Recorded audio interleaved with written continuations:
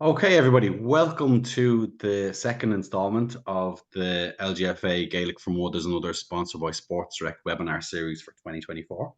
Thank you for taking the time out of your evening to join us or taking the time out of your day to watch back on our social media or our YouTube channel.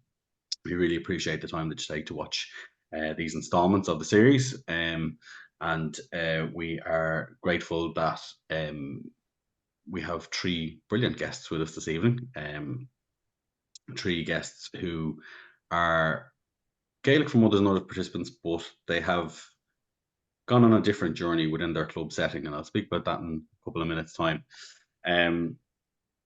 So Gaelic4Mothers&Others, I suppose, started off as a program just for people to kick a ball around the pitch, while their kids were training, and it was just a kickabout, and became slightly more structured. And a trend that we're kind of seeing across the board in recent years is that Gaelic4Mothers&Others have become people of prominence or people of importance within their club setting. They're no longer people who just come to the club for a week, for an hour in the week and kick a ball around the field. It's far more structured, and they're a cohort of people who have specific skills who can add to the club environment and club body and different arms of the club, different branches of the club, and beyond also, not just in the club setting, as we see people who get involved in their counties and their provinces also. So with that in mind, I suppose we were looking at topics for the year, and we wanted to really speak to participants around the country who have stepped out of the Gaelic4Mothers&Others arena and are now adding to club life in a number of different ways. So with that in mind, I invited three guests, as I referenced earlier on. We have Rachel from the Erin's Isle Club in Dublin. We have Ciara from the Whitehall Columkill Club, also in Dublin. And we have Emily Staunton, who is from St. Bridget's Kiltoon in Roscommon. So everybody just wants to say hello, big waves and big smiles. Don't look so scared. So look, we're going to try and keep this session as light-hearted as possible and give everybody a feel for what can be achieved by a Gaelic4Mother&Other participant, whether that was your initial intention of stepping through the gates, or whether you were in the club in a different capacity and then stepped into the Gaelic4Mothers&Others arena, so to speak, and then began to add to club life in a different way. So I suppose, Emily, I'm going to start with yourself, if you don't mind. And Emily, you are healthy club officer in your own club. You wouldn't mind just telling us how that came about from being a Gaelic4Mother&Other participant, or were you that before you played Gaelic4Mothers&Others?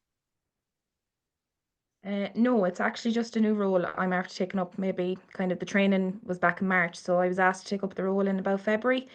So being part of the Gaelic4Mothers&Others, I'm kind of the coordinator of it. So I'm on the ladies committee down in St. Bridget's. So when there was a meeting held back in January for that, our club got selected to take part in the Lidl One Good Club. I don't know if you've heard of that. So it's an initiative Lidl have out about trying to keep underage girls and older girls keep playing football with different initiatives and teams. It's a 10-week program. So they were looking for someone to kind of drive this on and push it on. So I said I'd volunteer because I had an interest in it. So kind of from that, the executive then were looking at taking part in the healthy clubs, and they asked our chairwoman for the LGFA down in Bridget's, would I have an interest in taking on the healthy club officer role? So she'd asked me, and I said yes. Didn't really know what I was saying yes to, but wanted to get involved in the club in kind of a different aspect. So I said yes to it, and that's how I ended up where I am. You seem to be a busy person, but it's incredible how one program, Gaelic4Mothers&Others, led on to another program, One Good Club, that led on to another program, Healthy Clubs. Like that's an incredible domino effect to have having a club, and I suppose to have the one person involved in the tree. And I know that myself and yourself were chatting about this the other day. There are a number of people involved in that. A number of them are Gaelic4Mothers&Others participants, but I think it's testament to your own ability to have an involvement in all three, and the knock-on positive domino effect that has had throughout the club. It'll be extremely hard to quantify the effect that that has had. Just to go back to a point that you made, One Good Club. What did you think was the biggest impact from the One Good Club program? So we're actually kind of still in the middle of it. We're only halfway through. So what I liked about it is that they had different themes. So different aspects of maybe, so the first one was being active. So they were trying to kind of show people what are the ways, not just maybe playing football down in your GA club, but what are the ways you can be active in your GA club. So our theme for the 2 weeks is we did kind of dance and warm-ups. So I actually took the initiative from the Gaelic4Mothers&Others, from the warm-ups we've done at the National Blitz and the regional blitzes in Connacht and stuff. So I took that idea of the group warm-up and just having a bit of fun, relaxing. There's a lot of girls, I suppose, younger girls especially, can be very kind of shy, and I suppose kind of to let them let loose and relax, and that, I suppose mental well-being and everything is a big thing now in younger players. So I suppose when I seen the mothers and others and how women have come together that may have played football for years and women that have never played football, and just come together and have a bit of fun and warm up. And that's where I kind of took that. So everything, as you said, has a knock-on effect or a connection. So that's the mothers and others connection with the One Good Club, which connects to the younger girls within our club to show them that, even if you're not maybe the best footballer out there, you can still be part of something and enjoy it at the same time. So that's kind of where I took the idea from. Very powerful. You can still be a part of something and enjoy it, isn't it? That Yeah, you don't have to be a Louise Nimi or a Hortig. You don't have to be a Leah Caffrey. You can just enjoy yeah, what you do. yeah, I'm gonna exactly. I'm gonna move to North Dublin, Kira. Kira, you would have joined your local club, Whitehall Columkill, in a different capacity. So Gaelic4Mothers&Others wasn't your first port of call, was it? No, it wasn't. I got involved in the coaching side with my son. On the joined Buanua, which is the nursery over in Whitehall, Columkill, and they were stuck a few hands. And I was warned, should have been told, once you get in the door, you'll never leave. And starting the coaching capacity, moved up with the boys. They're under 10s now. And then about 2 years ago, I to be honest, I'd seen the Gaelic4Mothers&Others, and I wanted to join because I never played myself, but I always had an interest. So, but I was too shy to go up. And then a couple of the coaches, from the under, I think we were under eights back then. We said, "Come on, we'll all go give it a go." And 3 or 4 of us went up, and haven't looked back. It's it's a great way to get involved, and like we've an amazing bunch of women up there. It's the same when you meet across the country, when you meet everyone at the National Blitz. It's a great initiative and great to get involved. And then from there, I've kind of branched out a little bit more and got involved in a lot of events across the club, and helping out where I can. And I've recently taken over the public relations officer role as well. So sitting on the exec now as well. So it's a from what started as giving a hand on the sidelines to help out my 4-year-old to being quite involved in the club now. But I love it. Wouldn't change it, to be honest. And I must point out that, and I know some people might be watching this back on our social media, but Kira's literally just come from a club meeting and raced home. She sacrificed the time that she wanted to be in the club meeting and raced home to be actually on this webinar this evening as one of our guest panelists. So, you know, thanks so much for doing that, number one.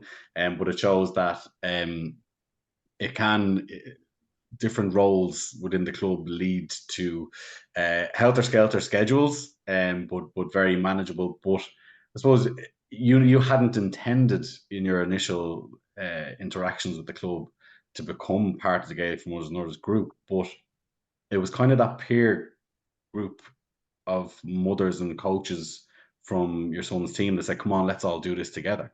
And I think that kind of Yeah, yeah, that yeah, really highlights the strength and friendships and bonds that can start and yes. I suppose probably maintain to this day. Yeah, and it is, do you know what I mean? Now, there's still, and from that, I mean, we got other coaches up. We actually got other mothers who are involved in the team. Do you know what I mean? They've come up as well. you know, and like just again, like that, it's that nerves, you know, when you're first going to something and you're not really sure what to expect, and obviously having that comfort.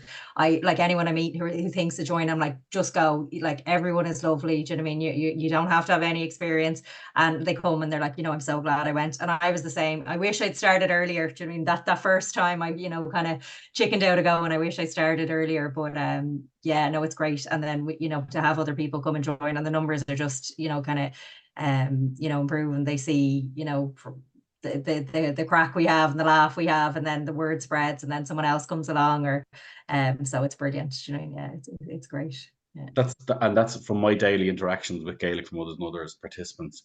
That's the one line that I always get from people who maybe didn't join the program, you know, in earlier years, or maybe didn't play ladies Gaelic football at all, is that I wish I had joined earlier, and gone on that journey that little bit earlier. Talk to me about your PRO role. That must be very rewarding. That it's not just Kira, the coach Kira, or Kira, the Gaelic4Mothers&Others participant. You know, you're a real person of importance within your club setting. Well, I'd like to think so anyway. But no, it's great. Oh, I'm told. No, it's great. And I've actually kind of on the topic, because it's spread out so much and we're quite busy. I've actually recruited a couple of my my Gaelic4Mothers&Others teammates to help out with the socials there as well. So we have a team, and then we've one of the girls from the Camogian football team as well helping out. So we're an all-female social media committee. But no, it's great, and it's great to see so many initiatives over the club. We had a really busy weekend. The girls failures, the boys failures, you know what I mean? And it's lovely to see, even looking at like I know it sounds silly, but an Instagram grid, and you just see how much, you know, the club is achieving. And it's really nice to be a part of as well. And, you know, to be able to go down and see a match and, you know, kind of chat to people and seeing how people are, like the whole club is getting together and supporting. So to be able to see that, even if it is just sometimes a post, it's really good. And we've had a few things, you know, people have joined from Instagram posts or Facebook posts, or, you know, they've seen something, or so it's a really nice kind of role to be in. And then you get to talk to everyone across the club, which is probably one of my favorite things to do. I think we could transition the name from PRO to content creator. We must we'll have a look at that for our congresses going forward. We will move to Erin's Oil. Rachel, myself and yourself have been in consistent dialogue, I suppose, for the last almost year. So I'm glad to be able to have the opportunity to talk to you on this webinar. Rachel, your interactions, I suppose, with Gaelic4Mothers&Others have led to something really, really rewarding. And I suppose we'll delve really deep into this over the next few minutes, but led to something really rewarding within the club setting. Could you just tell us how you initially got involved in the club, how you got involved in Gaelic4Mothers&Others, and then how you got involved in your big initiative? Well, I never played GAA in my life. I was terrified. I remember Colleen Devlin tagging me in something when just before lockdown hit, and she fell pregnant. Then I was like, oh, that's grand. We don't have to join now. And I joined I think it was about 2.5, 3 years ago. And I was terrified going down. And I was thinking, I never played GAA. I've only ever played football. So when I went down, I was terrified. I'm not going to lie. But the girls were lovely, and I knew most of them. And anyway, and they're just so welcoming and all. So it wasn't too bad at all. And I was brutal, you know, doing all the drills, and here I was myself. I'm never going to be able to do this. But they all supported you, and they're constantly they're counting for you. They're telling you, and nobody like laughs at you. And they were literally just nothing but really good and helpful. So I ended up staying, and I ended up loving it. And I had my first blitz last year, and the Leinster Blitz was held in Erin's Isle, and we had a great day. That was my first. My kids and all came down to see me. I only got like 1 or 2 kicks, but it was great to be part of it, like to be part of something. It was really lovely. So one of the girls, Gillian MacDonald, asked me, said that there was a few people in Erin's Isle thinking about setting up an All-Stars GAA for all, and I already do the football for all and Finglas for children with different abilities. So I said I'd help out, and then I just ended up staying. But that's taken off really well. That was May last year, so are we in April now? a year next month, and it's just literally going from strength to strength. There's not new kids coming in every week. We've children from wheelchair users to children with Down syndrome, Asperger's, cerebral palsy, all the levels under the spectrum of autism. And they've all just found their place, and they all just come. There's no pressure to do lots of drills. And I think people are so used to not fitting in because there's not that many clubs for the disability community. But because we'd already done the football, we were kind of used to, you know, when I was explaining to him, it's probably going to be organized chaos, and we just have to like go with the flow. And everybody at the start, we do drills with them, but you turn around, your cone is gone, and there's a kid gone running that way and a kid gone running this way. But the kids seem to love it. But mainly they're getting fresh air, exercise, they're getting consistency. It's great for their mental health. Most of them have siblings on Erin's Isle teams, and they've always been on the sidelines, but now their siblings, they're able to wear a jersey, and they're like, you know, you wait outside, I'm going to my training. And it gives them a sense of belonging to the club now and a purpose to get up. And if they're having a bad day in school, they know that they have their Erin's Isle then to come to. So it sort of gives them, you know what I mean, a little time each week where they've something to look forward to. So no matter what humour they're in, if they come in and their parents will tell us like they've had a bad day, or we just say okay, and we'll all talk, and we'll just make them go out in a better form. And it's so rewarding. And there's Jenny, Amy, Tasha, Laura, also on the Gaelic4Mothers&Others team. So they're all on board. And there's a huge team now behind. All the volunteers are amazing. There's too many people to remember everybody, but honestly, we wouldn't be short of volunteers. They're all amazing down in Erin's Isle. I think one of the most powerful things that you've mentioned there, and I speak to a lot of people who are involved in All-Star programs or GA for All programs around the country, and one of the most powerful things is the jersey, that it's their place within the club, it's their place to play, and that's definitely what a club should be. You know, it's there for everybody. It's not just there for your adult ladies team, your adult men's team, your senior hurlers or whatever. Your club is there for everybody to play in, and it's that sense of belonging, isn't it? Yeah, definitely. And some of them wouldn't have had many friends outside school because they are sort of isolated because they don't really fit into mainstream. But they've sort of found their place, and now they're getting lots of confidence. And one of the parents said to me just before Christmas, they said that when they go out with their child, it's an only child, and they said they don't really have, nobody makes interaction. And they were down in Tesco and across the way, they were like, and someone was calling out the child's name, and she was just like, do you know what I mean? And they just waved, and she said, she said, my heart melted when she was explaining. My heart was melting because she said it meant so much that someone outside, like a street kid, recognized them, and they felt really part of the community. And then once they got the jerseys, then they're out waiting outside the gate to go, and they're starting to be noticed more in the community. And then if we make the little videos, it gives safe to go into a supermarket or someone, and someone just go, I seen you. And now they have like a hobby to be part of when their aunties and uncles and Christmas, they're telling them all about their All-Stars team, and they're showing them their jersey. So it's really, I think it's brilliant. It really is. And Rachel, as I said, and myself have been almost in constant contact for the last, say 11 months. And Rachel is kind enough to share videos of the All-Stars in Erin's Isle with me on. She sends them to me on social media. But there is a place where people can check out some of those videos if they'd like. Rachel, where can people find those videos? Some of them may be on the Erin's Isle page, but that's really for the whole club. So once I got parents' permission, I'd post them in the group each week, but I'd put them on my TikTok. I'll send you the link. And the ones that are public are all, we got the parents' consent. But that's their little way of, there's not names on the children, but people go, I seen you scoring a goal, or I seen you at the football, and the kids are just, it's just amazing. I will I'm usually the one behind the camera. We'll have to get you in because you deserve a massive amount of credit for the work that you've done, and I will be well aware of that work. It's always teamwork. and the work. Yes, exactly, that your fellow Gaelic for Mothers and Others participants are doing. And like, I mean, you've named off a few there, and I would know a couple of them as well. You know, to have that amount of participants from Gaelic for Mothers and Others helping out in an all-star program is just huge. So well done to you. And as I Yeah. said, I will send on the handle that you sent to me to all the participants tonight. And if you want to get in contact with Rachel, just email somebody in Erin's Isle. I'm sure they'll put you in contact with Rachel.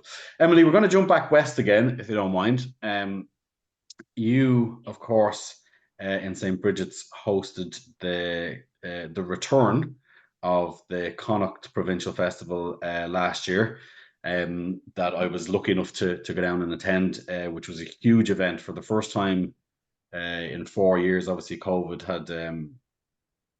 had halted its progress, and so return for the first time in 4 years. What was that like for yourselves as a team or a group hosting, you know, all of the Gaelic for Mothers and Others participants in Connacht, and what was the organisation like around that? Yeah, so I suppose that was our first year to ever have, this is only our second year with a Gaelic for Mothers and Others team. So when Brian Lennon, who kind of coaches us and stuff, had said that we are hosting it, we were all kind of like, we don't even have jerseys. Like, we were just like, what are we meant to do?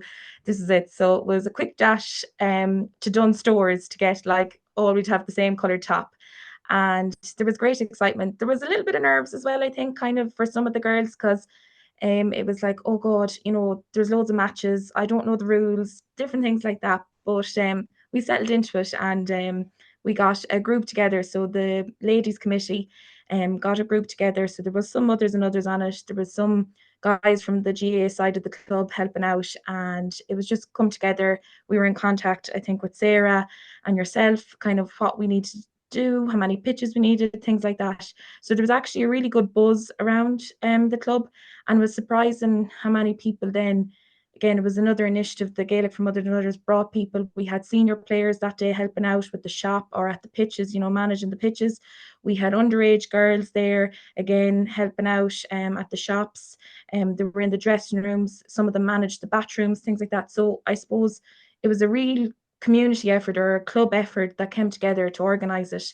And even, like, I suppose the bar is a big hit as well for the women afterwards. And like, even just the feedback from some of the girls last year was like, you know, really excited. This year we're going to get a bus rather than driving, so we can stay and enjoy it. And you kind of, after the matches, I suppose during the matches we're in our own little bubble, kind of, you know, teams and teams. But afterwards, then when you have that bit of kind of wind down time and get into the bar and outside, and we were so blessed with the day. It was so nice that we were talking to women that you maybe never laid eyes on before. I actually swapped numbers with a girl from a team in Galway, and she even texted this year. She was the one that told me we were hosting it. She was like, I heard the Blitz is in Bridget's again this year, and we've a bus already booked for it. So, you know, to get that kind of feedback, to that people recognise your club as being really opening and welcoming. And I suppose for us as Gaelic for Mothers and Others, really boosted our confidence. And I suppose as well, when we were looking for members this year, we really pushed out that, you know, we hosted the Connacht Blitz, and hopefully we'll be hosting again this year, which we are, thankfully. And like, our numbers have grown from maybe like 18 girls last year, and we've 39 this year. So it was a real positive for us. Like, it was a huge boost. That is incredible. And as you said, I was lucky enough to go down, and for a club that we're hosting for the first time, you know, it was, I can only describe it as a well-oiled machine. There, you know, there was pitch coordinators at every pitch. There was, you know, pitches marked out. It was, you know, the bar looked pretty good. I couldn't hang around and sample, but there was quite a bit of dancing before I left. Not from me, but the place was absolutely hopping. Um, and you could see the amount of work that yourselves as a group, and obviously Brian as well, that I had a good conversation with on the day. So you could see all of that work that had just culminated. And as you said, the notoriety that comes along with that also, that, you know, look, it was already a famous club prior, and everybody knows who Bridget's are, but the notoriety of that's the club that hosted the first provincial blitz in 4 years and pulled it off incredibly well. Like, that's serious currency. Yeah, no, it was brilliant. And like it kind of shows again how not just it wasn't just necessarily, oh, that's mothers and others, that's they can organize it. It was the men in the club, it was the senior ladies, it was the underage teams. We had some parents with the girls of the underage teams that came that day. It might have been making sandwiches, it might have been making tea for the refs, whatever it was. It just shows that it's a real community effort, and it shows how the GAA and the LGFA can come together and help each other out. But it was a huge buzz, and I suppose like that, when you have the weather here, anything can go off with a hit. And I suppose with yourselves as well, to give us the opportunity and the chance to kind of, right, we'll host it here and see how it goes. It showed off, we were able to show off what we can do, and it was a real boost. And I think it shows in kind of the growth in our numbers this year from some of the women. And that was a big push. We were like, we're the host club, there's no traveling, so you'll be able to go home to your own bed that night. And it was a big thing. And I think that's what a lot of women as well. I know one of the webinars that you had hosted here at the beginning of the year, there was a lady on it, and she was like, it's the hour in the week I didn't know I needed. And I think that's something for a lot of them, no more, as Ciara said, kind of when they come down to it, they're kind of like, oh, I wish it started sooner, or maybe I should have given it a chance. So when you have those kind of drives behind you that you can kind of promote to come down and give it a go, it's a huge boost, definitely. Absolutely. And I think you've kind of hit the nail on the head there, all the different areas of the club working together to deliver something so brilliant. Ciara, we're going to jump to you for a second. Although Whitehall have never hosted a provincial blitz, you were involved and are involved in organising huge events down there that I would have a close knowledge of as well, that were for the whole club and for the whole family, for the whole community. Would you just give us I suppose an overview of the processes involved in that and how that really brought the club together? Yeah, so I think we talked earlier on about the festival we ran this year, and that kind of came about as we wanted to do something for the club. We wanted to bring everyone together. I mean, obviously with COVID, we were all kind of disconnected a little bit more, and everyone was starting to come back together. So we really wanted to come together as a community, and not just Whitehall, Columcille. We wanted to open out, into the local community and kind of, show what we're all about. So we set up an events team, and we came up with the Fiumbrú Festival, which was in August last year or September. It was the same weekend as Electric Picnic anyway, and the weather was glorious. But we had a great team kind of come together, and we had everything for everyone. So we started like 2:00. So we had mascots for the kids. Do you know what I mean? We had the ice cream van. We had a kids disco inside. We had a magician. For the younger kids, puppeteers, and then outside, it was actually the day of. There was a rugby match on, I'm going to say. So I can't remember back then. So we ended up showing the rugby. You know, all the kids were coming out. And then we had like outdoor bingo, karaoke for the kids. We'd Irish dancers. And then kind of as the night went on, do you know what I mean? We wanted to cater for everyone, like the family aspect. So the outside thing we did, Mickey Joe Hart came. We had Mickey Joe Hart playing, and Spring Break kind of played at the end. So that was still kind of 8 till 9 or 10 o'clock. And then in the bar we want to kind of promote the arts and stuff like that. So we had kind of poets and we had comedians and stuff as well. So again, like that big community event, and like the same as Emily was saying, everyone coming together. Do you know what I mean? We needed people we were relying heavily on volunteers. Because it wasn't a fundraiser. We wanted to kind of obviously cover our costs, you know what I mean, for everything, but we wanted to try, bring everyone together. That was the main aim of it. So like stewards, minded the toilets, kind of minded the kids in the hall. We had, some of the girls' teams come and do the mascots. Everything's from set up, on the night. So again, huge community event, and blessed with the weather, and it went off to huge success. Do you know what I mean? As soon as it was over, like I'd messages from parents saying it was really nice because, it's spring break and they were kind of jumping around to Maniac with their kids who were enjoying it, and they're like, it was really nice to all come together, and the kids to see us, enjoying ourselves, and us to see them, and already asking, is it happening again next year? So we are hoping to make it an annual event, and the wheels are in motion for next year for bigger and better as well. So yeah. Absolutely brilliant, yeah. And I would have known of that event, and the feedback was incredible. I was actually raging that I missed it. But There's always this year. There's always this year. There's always this year. But there again, like, I mean, there's so many aspects there in what you've just said. Like, I mean, the active role modeling of, you know, the kids looking at the parents and seeing, you know, you dancing, no different than them looking at you on the Gaelic for Mothers and Others field when you play and saying, you know, I do that and she does that, and we do that together, and pulling the whole club together. And again, a Gaelic for Mothers and Others participant spearheading that is something that if you had said, you know, 10, 15 years ago, people could have went, well, no, they're just a group that kind of kick the ball around the side of the pitch.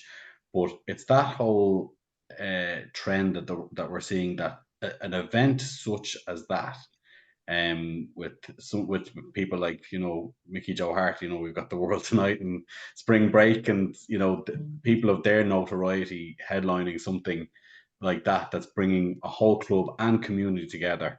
It's just an incredible testament to the power and the influence, I suppose, that Gaelic for Mothers and Others participants such as yourself are having within the club setting, and reaching out to other areas of the club, and not just saying, you know, I just saying, I'll stay in my lane, you know, actually bringing the whole club together for a massive event that's going to benefit everybody. So well done on that, and I'm looking forward to part two. Rachel, we'll just jump back to you for a second there. And I know we would have been speaking in person last year at the North Leinster Festival. How was that received, or what is the legacy, I suppose, of that date? And I know you are hosting again this year.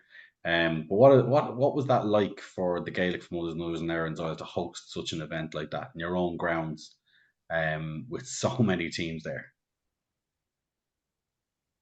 Well, they were all very proud. Like, they were beaming, but they always have a great time wherever they go. But I thought it was lovely because they've made so many friends now, and every team that we had to play, they knew each other, you know, that way. And it was just, I thought it was lovely. But no, it was, for the whole club, it was a sense of pride. And they all had a great time, and everybody that was there was up dancing and ended up in the bar and exchanging numbers and setting matches up and all. Everyone had a great time.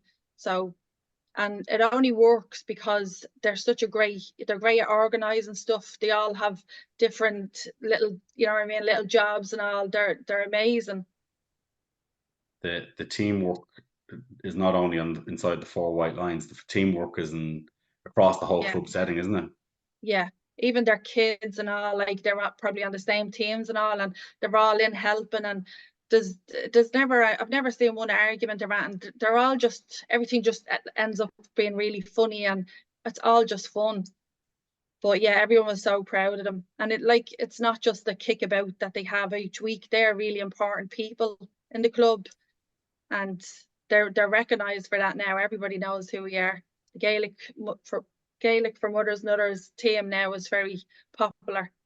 Yeah, a very popular group who are populating committees and working groups and everything else within the club. I suppose a little funny piece from last year's provincial blitz in Erin's Isle that I spotted was a participant went down with an injury, and the next time I turned around, they were actually wheeling that person off on a bicycle, but they weren't wheeling it to the ambulance; they were actually wheeling it to the bar. Yeah, that sums it up okay. So, while the first aiders were making their way across the pitch, she was making her way in the other direction.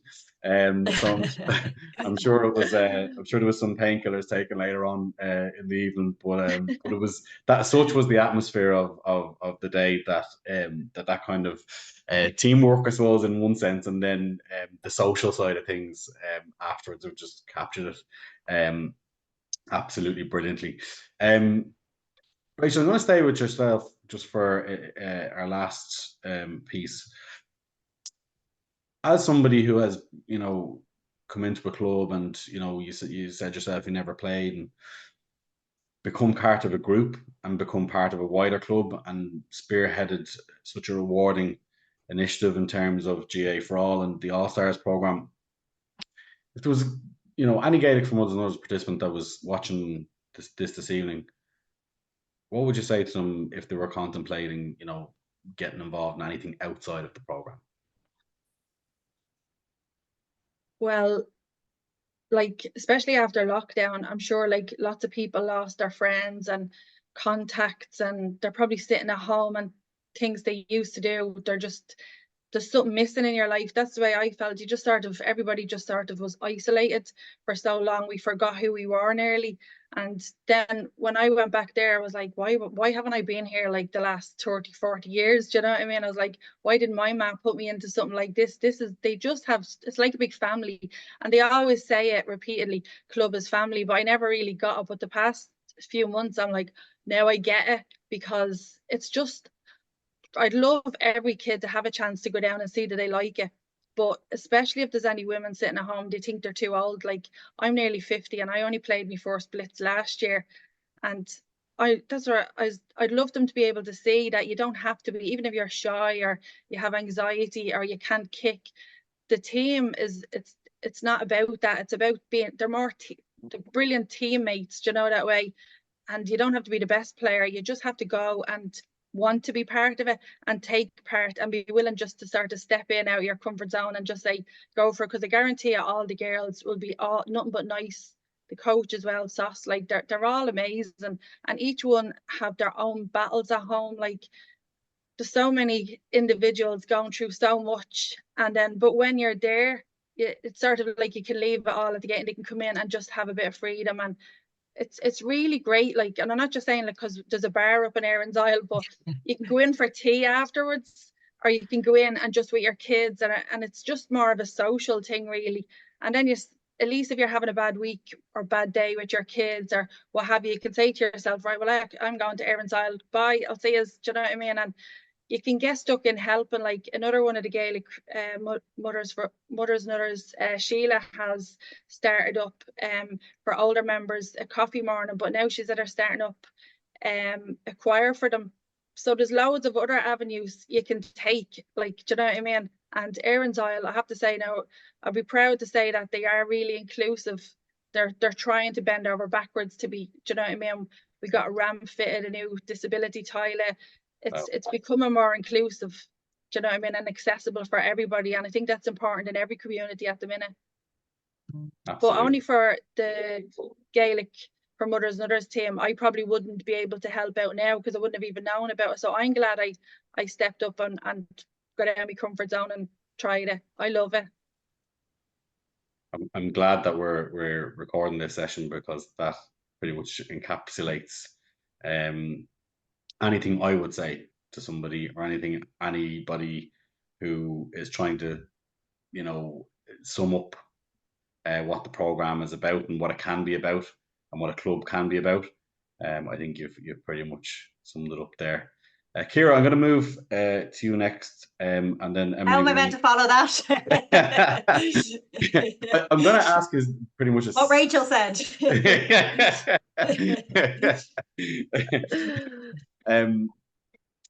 For you, I mean, it's pretty much the same question, but put in a different way. But for you, what has been the most rewarding part for yourself personally of being, number one, involved in coaching, number two, involved in the Gaelic4Mothers&Others program, and number three, involved in so many different initiatives, your role within the club as a PRO, and also with organising events?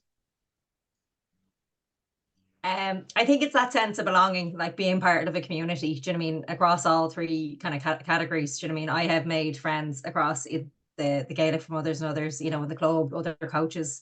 And it's just that sense of belonging, being part of something kind of, wider, and making them friendships, and sometimes making a difference with different things you do. And, whether it be the community events or, we've the kids' discos and organized space, something that makes kids' days, like, do you know what I mean? Great memories for them. And I think it just really is that sense of belonging, and and being as part of the community. I didn't play team sports kind of growing up. It was something I always kind of felt I would have loved to be a part of, but it just wasn't something I was put into. So I'm really I'm enjoying that aspect of it, and getting to know so many new people. Do you know what I mean? Other mothers, other players, other coaches and mentors, and it's been great. I love it. you know, and like it's great to be able to, you know, when something comes up, you know, or if I'm busy and I can't, you know, do something, you know, I can reach out to someone else. Do you know what I mean? I have them kind of contacts now. I can reach out to one of my fellow Gaelic4Mothers, sorry, Gaelic4Mothers&Others, I did it again. Or do you know what I mean, one of my mentors or coaches, and you know, ask for a dig out, and everyone is so willing, do you know what I mean, to help out where they can. So it's great, yeah. Brilliant, brilliant. And Emily, I suppose your experience has been one program leading to another. Where do you think Gaelic4Mothers&Others can go in terms of having an impact? Like, what do you see as a possibility for Gaelic4Mothers&Others within the club setting? I think it's a huge door opener. I suppose for either girls that have played football and have given it up, it's brought them back into the club. It's maybe allowing Gaelic4Mothers&Others. I've heard a few of our own kind of being like, now I go to a game, I'll actually understand why the ref is blowing the whistle, or I'll be able to go out and kick the ball with my daughter or son or whoever it might be, and kind of be able to talk to them and go, okay, you know, it's 4 steps. A lot of women didn't know the rules, maybe didn't want to go out and kick the ball around. A lot of them have said that it has done that for them personally. I think then on a club level, it's going to bring more volunteers to the club, because I think, as the girls have said, when you kind of take up Gaelic4Mothers, you get that sense of belonging, and then all of a sudden it's like, God, I'd love to get involved in other aspects of it. I think that's kind of what happened to me. I was a player, I gave it up, but didn't want to commit to kind of playing senior football. And when this opportunity came along, then another opportunity came along, and now all of a sudden I'm on the executive, and you're dealing with the whole club and getting to know so many more members. So I think that as well is a great effective. I know some of our Gaelic4Mothers&Others, a bit like Kira, help out with their boys that play football underage. And I see some others now, they're helping out with the nursery because their kids are starting, where before probably joining Mothers4Others, they were kind of like, they didn't even know we had a nursery for kind of that kind of 5-6-year-olds to start playing football. So I think for Gaelic4Mothers&Others, it opens up a huge opportunity for women to feel belong, like to be connected to something and be part of something and to know that they belong to something. And I think it's a huge boost for any club that has a Gaelic4Mothers&Others team, because women are just great at getting involved and getting things done and volunteering. So I think that's kind of the way forward for it. I do think it's a huge door opener and a huge opportunity for anybody that does get involved in it. Absolutely, and I think you summed it up perfectly there with it's the connection. It's the connection between being able to understand a game that you might not have understood before, being able to go out and talk to your kids about the sport, be able to have that kick around with them, and then the connection within the group as well. So listen, folks, I'm going to thank you so much for. I hope you've enjoyed it. It's been so enjoyable to hear 3 very different journeys, but to hear very similar themes. That you can stay in your lane and just turn up for your hour a week and kick ball, and just fine, and there's nothing wrong with that. But the rewards that come with stepping outside of that and contributing to your club environment and contributing to your communities is so rewarding. So I want to sincerely thank the 3 of you for taking your time to be our guest panelists on this. I hope you've enjoyed it, and we hope that we will have some of you on maybe again. So for anybody who is watching, I would like to thank you for taking the time to watch. I'd like to thank our sponsor, SportsDirect, who make this webinar series and many aspects of the program possible. So a huge thank you to our great sponsor, SportsDirect. So folks, anything else we want to say in closing? Gone on, sorry now. I think for me, it's just to go and do it. Yeah. Go and Just do don't it. be afraid. Just go and do it. Go and do Go it. and do it, yeah. Go and do Yeah. it. Get involved where you can, do you know what I mean? Yeah, don't be afraid to say yes to something, do you know what I mean? There's always, you know, someone to help you out, and especially you have your team behind you as well. So if it is something you're interested in doing, definitely, it's so rewarding, do you know what I mean? And like the girls' initiatives and stuff like that is amazing. I already have both jotted down to to look at. So it's great. Yeah, get involved where you can. Brilliant. Yeah, Still, and I think, as you said, you're never alone when you volunteer for something. I think there's a bit of a stigma against that, that if it's like, if I volunteer for this, I'm left by myself, but it's not. It's actually 5 or 6 of you that have thought that, but you come together, and there's always, as Ciara said, there's always support, and there's always people there to help you out with whatever you get involved with. Super. We will leave it there on that. Thank you so much, folks, and we shall see you on the next installment. Take it handy. Take care. thanks very much. Bye. Thanks. Bye. Thanks.